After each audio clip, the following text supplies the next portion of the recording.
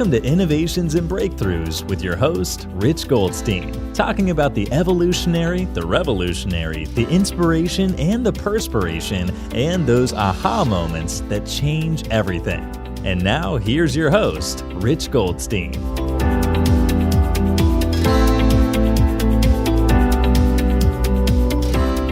Rich Goldstein here, host of the Innovations and Breakthroughs podcast, where I feature top leaders and the path they took to create change.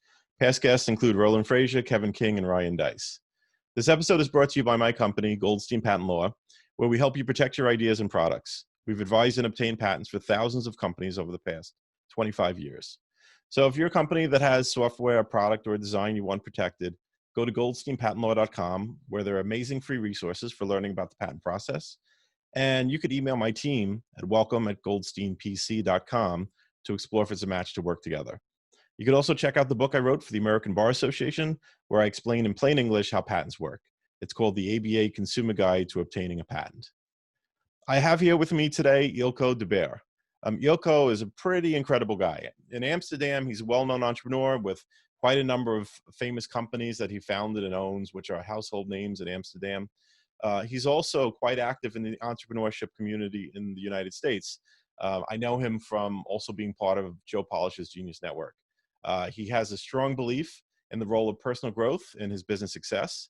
And if you look online, you find lots of great videos and content that he created where he shares much of the insight that he's learned from both his entrepreneurial path and his personal growth journey. He's also an investor, an advisor to many, and a dad. And it's just my pleasure to welcome Eelco. Eelco, thanks so much for being here. Thank you, Rich. Appreciate it. And there's so much that we can talk about. And I mean, what I'd really love to do is wind it back a bit to the beginning, because I mean, you mentioned being passionate about entrepreneurship and music. Those are your two big passions. So I'm curious how you got started on the journey with those things together.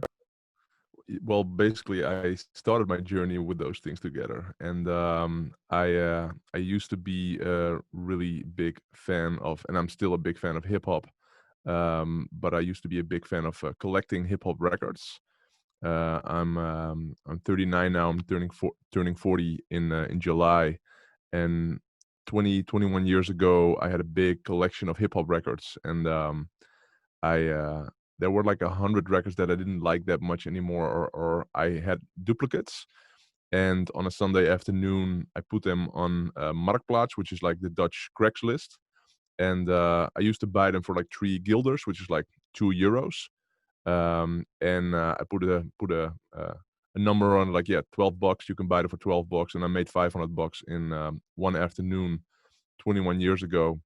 And that completely changed my life. That was the first money that I made online, but also the first time in my life that I could actually make money with something that I really enjoy doing, which was at that time hip hop records. So from that moment on, I started my first online record store, hip hop record store, and I started selling hip hop records through my first web store, and that's when everything started. Yeah, absolutely. And I think that's great. So you discovered a way that you could make money kind of with your passion, like by doing something that you really enjoy. Yeah, exactly. And so now there's this really cool document that's online that you created. It's called 125 Lessons for a Life Filled with Life, right? And the very first of those lessons is decide for yourself what's most important, build your life and career around it. So that's interesting. That's both. That's a 5-day event in itself, just to talk about that. Like, how can you orchestrate your life around the things that you actually love? Yeah, exactly. And I think it's really interesting that your first experience with business was an experience of doing exactly that, like the experience of creating a life that is centered around your passion. And so I think a lot of people really struggle with this. A lot of people have the thing that makes them money on one hand, and on the other hand, they have their passion, and they search forever to bring those two together. But really, right out of the gate, you had the experience of that being possible, and ever since you've been living out of that. Yeah, it's been sort of my number one rule from the get-go. Yeah. Awesome. And I don't know, maybe coincidentally or not so coincidentally, it is the first item in your thesis of 125 lessons. Yeah. Yeah, I love that. So then, tell me about how kind of that path continued of from initially kind of selling records online, how you expanded that into other areas and still keep with your passion. Yeah, well, it was my passion from the beginning, and then after a while, it wasn't anymore because simply, like, I mean, I didn't like the business model. It Hmm. was buying and selling stuff, and it wasn't scalable. If I wanted to become more successful or make more money, I had to hire employees or buy a big building to stock all the records and all that stuff. So I was checking into what was happening outside of Amsterdam and outside of Holland and Europe, and I found out about this country called United States of America, and actually Oh, it was a you forum. heard of that then? I heard of that, yeah, and actually there was an online forum which was called the Warrior Forum, and it's an internet marketing forum at that time. I don't know if it still exists, but they were talking about things like internet marketing and affiliate marketing and info products and all that stuff, and I was really intrigued by that, and nobody in Europe was talking about that. So for a couple of years I was lurking that forum, and then in 2005 I decided let's just go all in and start doing info marketing as well. So I was the second person in Holland that was selling ebooks. There was one guy before me, and I was the second person. But at that time, there weren't payment systems, for example, on how can somebody actually pay for digital information and then automated download, for example. It didn't exist, so we had to create a software like that, which was one of my first companies, my first SaaS companies, which is called PayPro, and it's a payment service provider combined with an affiliate platform. And it's been like we run that company now for 14 years, which is became a pretty decent company. Then I needed to do email marketing, so I needed an autoresponder, but obviously there wasn't a Dutch autoresponder service, so I started an autoresponder service, and I can go on and on and on for years with companies and tools and products that we created simply because it didn't exist in Dutch, so we had to build it. And I would like to say that I was this pioneer. Well, I was pioneering, but I would like to say that I was this visionary. That I saw that where everything would go, but I just simply needed those tools, so we built those, and a lot of those companies are still around, and they're being run by partners. And that's very interesting because like so you were looking to sell things online and you hit a stumbling block where you couldn't get the payment to work the way that you wanted it to. Yeah, And most people then would shy away from what you did, which is you actually went then and built the payment system that was necessary. And and it was. yeah. And it's cool because it reminds me of your fifth life lesson, which I'm is wondering. I'm curious about what it is. if you're prepared to do the difficult things in life, life will be easy. Choose only the easy, and you'll make it difficult for yourself. Hmm. So clearly, like as someone creating a website, the notion of creating the payment system is the difficult thing. But you did that and made your life easier, and it basically allowed you to do the things that you wanted to Yeah, smoothly. yeah, Um, if you tried to just work to avoid that, things wouldn't have gone quite so well. yeah. It's Life true. would have been difficult. It's true. So And but also, in all honesty, if I knew how hard it would be, I would never started it. Like, because at that time I was ignorant. I just simply needed a payment processing website, so we just started one. And but if we knew about all the rules and regulations and all that right. stuff, we would never start. So that's also something that sometimes can work in your favor, just not knowing what's ahead. Right, but you were prepared to do the difficult thing. You just Yes, didn't know how difficult it was. But yes, but exactly. again, that worked out. Yeah. So So I love the parallels between the stories and kind of the the principles that you live by and you put out there. Yeah. And so and you've done a good amount of um, training sessions or seminars for entrepreneurs where you teach this. I mean, tell a little bit about that and the type of programs that you've put together for entrepreneurs. Yeah, so one of the programs that we run, it's a seminar and it's called For Altijd Vrij, which means forever free. And basically, it's a 3-day event where I help entrepreneurs claim back their freedom. I think we all, as entrepreneurs, we started our company for one reason and one reason only, and that is for freedom.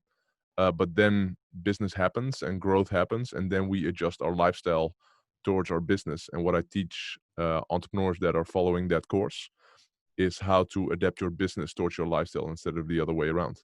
And it's a 3-day event where we basically start with the number one question from that list that you mentioned, like what's most important for you. Right. And I mean, for a lot of entrepreneurs, business is one of the most important things for me as well. But sometimes we forget about other things that are really important for us as well. Could be family, could be health, could be purpose, could be a, a lot of other things. Could be friends, could be just enjoying life. And with the 3-day event, I basically we start over and we it's sort of clean slate thinking, and then work towards the perfect business with the perfect lifestyle. And so that's one of the programs that we run. And basically, all my teachings are um, they are all related to freedom, more freedom, and that's something that's one of my core values. I think one of my biggest core values, and it happens to be pretty easy for me to create it, but it's also something that I'm thinking a lot about, and I create a lot of rituals and a lot of practices around it.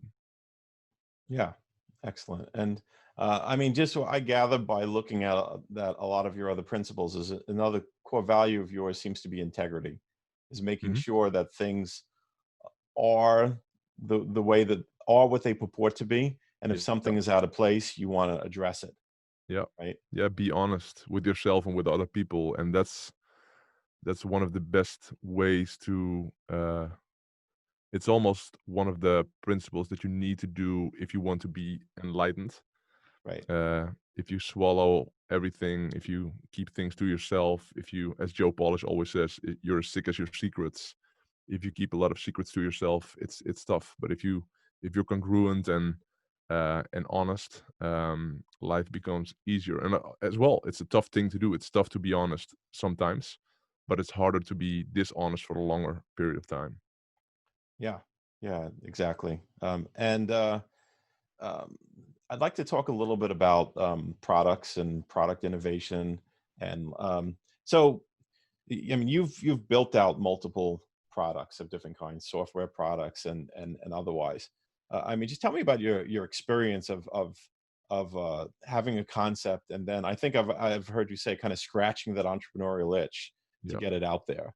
And what's that? Tell yeah. me about that process for you. Um, I used to, and it's interesting. I'm thinking about this a lot lately, but I used to launch products quickly and ideas quickly. But once you gather more experience, you sort of know what's working, and sometimes also you don't you know what's not working. Not always, but you get more knowledge and more experience. And so I used to launch products really quickly. Now I think things through more and more and more. So where I don't know, 15 years ago, I would come up with a product idea, and on that day we would implement. Now I come up with a great idea, and then I just let it sit for a while, and I'll think about it, brainstorm it, have discussions with other people, and then create something like a really great plan or a really great marketing material for the product, and then we roll it out. So it's I I wouldn't say that I became more cautious, but more strategic with rolling out products. Literally this week we launched a new company, and we launched and I was like, it's a 7 out of 10. I feel that it's a 7 out of 10. And I approached the launch as a startup because it's a new startup company, but we don't like, yes, the business itself, the startup company itself obviously needs clients, but I'm good enough to, we could go on for a couple of months to make it even better and launch it as a 9 out of 10 or 9.5 out of 10. So I used to do it quickly. Now I really like, quality is really important. Right. And I mean, that just goes to integrity too. If you notice something out of place, you Yeah. address it. Yeah. You don't just kind of gloss over it. I mean, it's often more difficult to address those things than to just let it ride. Yeah. Um, and so it sounds And like if you that's part of your process. Yeah, and if you're starting out, like, you gotta launch quickly. I mean, you need sales, you need money, like, but once things are rolling, sometimes it's good to keep that mindset, but sometimes it's also good really to question your old mindsets. Yeah. And another thing that I notice through a lot of your life lessons and materials is that a heavy emphasis on relationships, a Mhm, heavy emphasis on having the right people mhm. around you. Yeah. I mean, you adjust to the people around you, and if you are with happy, congruent, uh uh, good people, you will adjust towards that. But if it's the opposite, if you hang around with a lot of unhappy people that are a pain in the ass, you'll become a pain in the ass as well. So, I mean, if you can be with great people, you'll feel great, and it's great to be with people that are a blessing for you, and it's also great to be a blessing for other great people as well. It's just something that it's so simple, but it's so important, Mm, and yeah, absolutely. never, like, when you feel that, yeah, it's not a right fit, or it's the wrong energy, or like, it's better to quit a relationship than stay with it, and because it's really important having the right people around you. Yeah, absolutely. And I wonder though, how do you kind of proactively do that? Like you're gathering people for a team, you're recruiting, you're hiring. How do you make sure that you find the right people, especially when you're scaling? Yeah, well, it's a good question, and it's something that well, what I'm doing is I'm not hiring people whenever I need them. I'm not going to search for people whenever I need them. I'm always looking for talent, always, everywhere. So I was in Moscow last year with a friend of mine, and we were sitting on a roof terrace, and there was this great guy. He was serving us, and you just noticed, like, his energy was right. He was really, like, proactive. He was attentive. He was really amazing.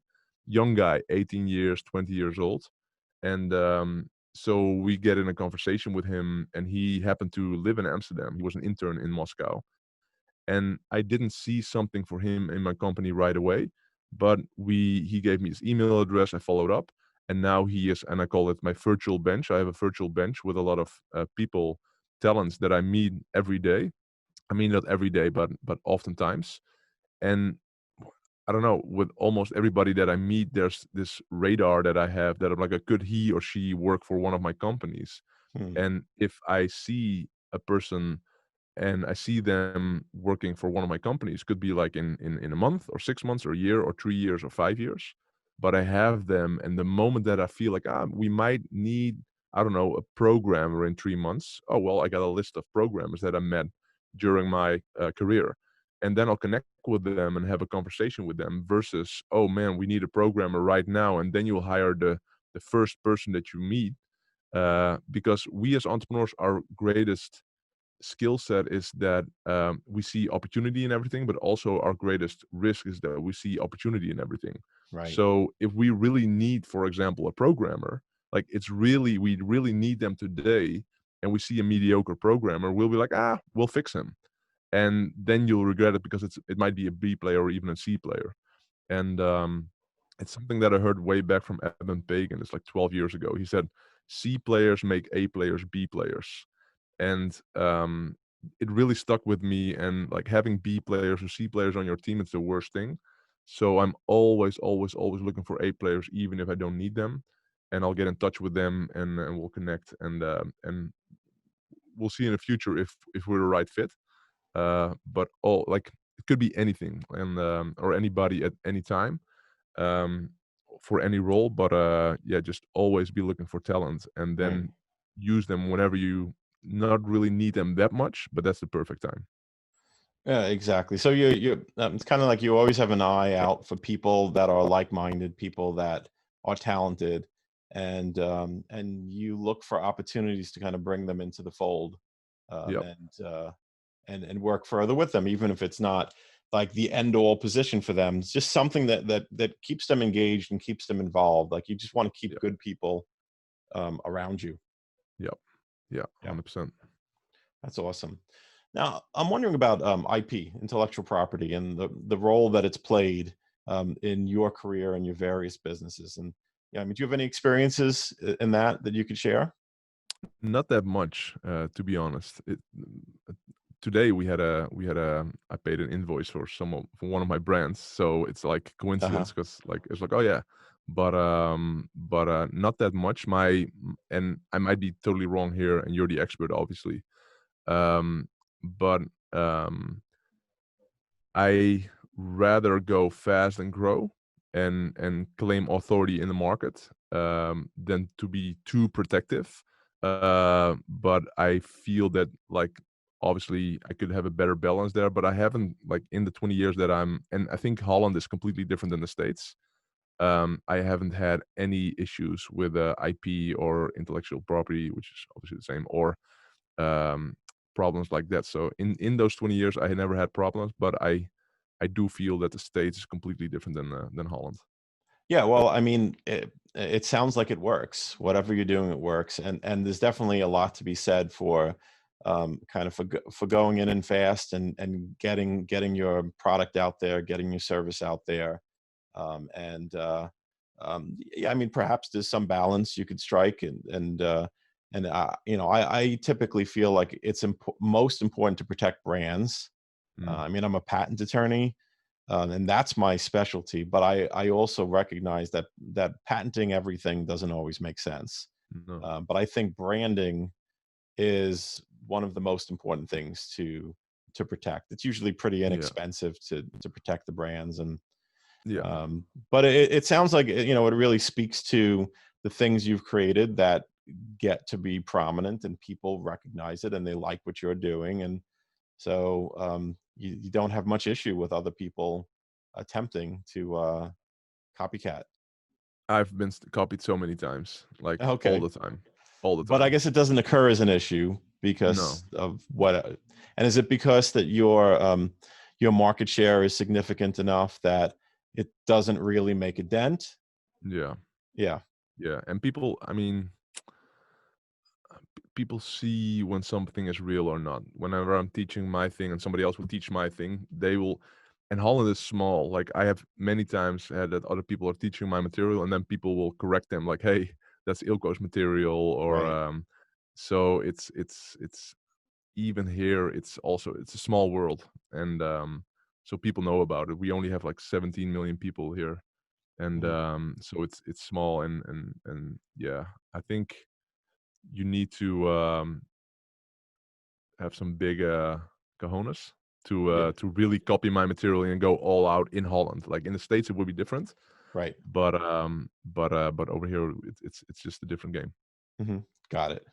Okay, great. And so I'm curious, like, you know, when it comes to, you know, pres- doing things that serve entrepreneurs versus building your business. I mean, you can kind of find the balance between the two. Are you, at the moment, are you kind of heavily invested in your companies and less in the seminars? I mean, I know now is not a time to have live events, Yeah, but kind of like, how do you work that balance between yeah, serving and producing? yeah. So I only did 3 events per year, so I don't really have a big event business. We get like 400 to 600 people at our events, and it's like 3 times a year, and it's just because I feel that it's a good thing to do.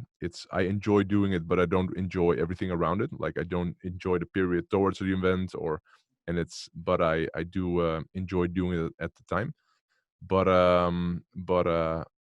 yeah, it's I really like to go with the flow. I like to live without deadlines. So I really like waking up and work on whatever I want to work on right now. so I don't have that many obligations towards other people.